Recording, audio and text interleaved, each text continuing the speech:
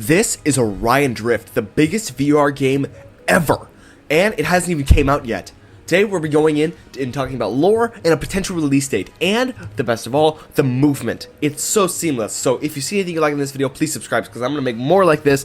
Let's freaking go! So, as you can clearly see, this game utilizes Gorilla Tag type movements, but they did not copy and paste this. Gorilla Tag was made in Unity, and this was made in Unreal Engine 5, which means this is the same freaking developing software as Fortnite and the finals, which is crazy, which means this has potential to be a huge VR game. Today we're going to be talking about movement. Right now, as you can see, I have low gravity, and there are balls at in the palm of my hand, which sounds a little weird. See, as you can see, if you put your hand down and you grip, the ball deactivates. So you kind of walk a little bit more Gorilla Taggy. But the grips are not made for walking. They are made for stopping. As you just saw, when I rolled down this hill, I stopped moving when I gripped. So if Gorilla Tag players don't like the slidey slippery, you can hold down your drift buttons. Sure, it's a little wonky because it's really not supposed to be made for just movement. It's made to stop. But I personally prefer the much more seamless sliding mechanics. It's basically like mountains. If you were to hop into mountains in Gorilla Tag, the map, and we're sliding down, actually, let's just jump into mountains right now and I'll show you.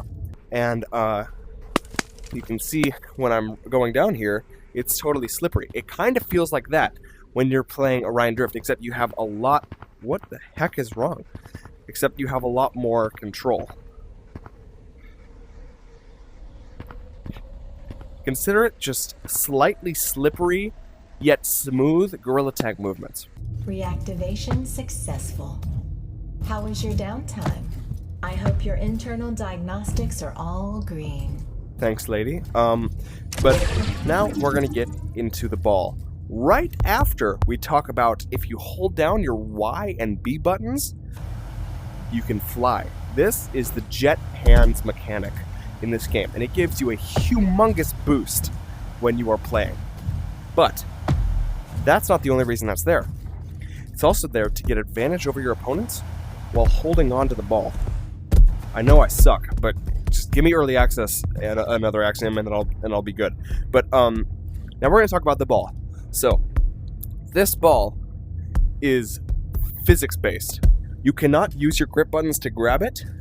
You can only pat it around. You can physically try to pick it up, but it's kind of hard to maneuver while having it in your hands. It feels clumsy, which means it just takes time to learn, you know? But with this ball, it's really interesting because if you hit it really hard, let's just get it in the air. If you, hang on, please, give me the ball. See, the movement is so clumsy for me, but that's just because I'm new and I really don't understand it. But if you hit it really hard, as you can see, there's a little bit of a trail, and every time the ball hits something, it turns red. The blue parts of it, not the bright blue, but that blue, turn red, as you can kind of see.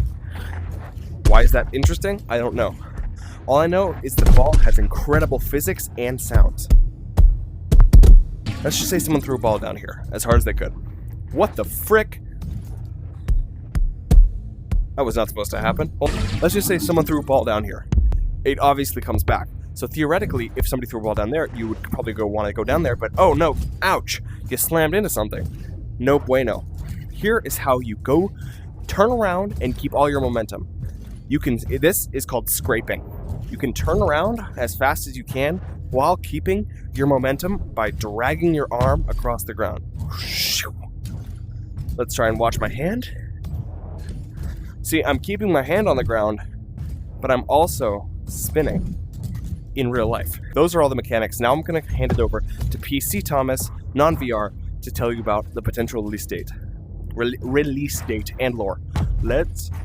So, the place that all these lucky bastards who have early access are playing is called the Drift Ball District. I believe that is the only thing that people will be able to access when the open early access comes out, but maybe, just maybe, they will have more games when it comes out. But Right now, they are in the Driftball District, and the Driftball District is ran by something called the IAA.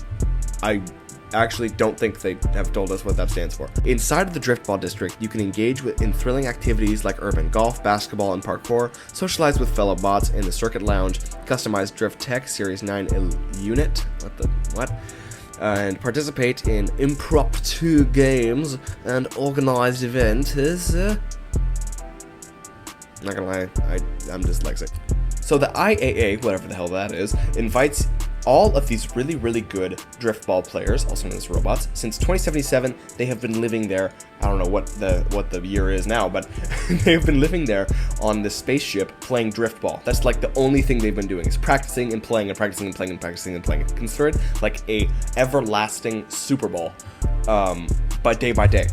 I haven't really explained this yet, but driftball is basically a combination between soccer and water polo. I don't know if you guys know what water polo is, but consider water polo soccer, but in your hands and you're in a pool. But since there's no pool here, and you have no legs, it's basically legless and waterless water polo. Therefore, actually, polo. It's literally polo in space with low gravity. Yup. That's all the lore right now. So let's get into the release date. What? Just kidding, guys. So basically, people have been saying that it's coming out on the 1st of November, but I don't think that's the case. I think it's a little too early. I think it's going to come out mid-November to early December. Okay, that's it. See ya. Subscribe. Bye.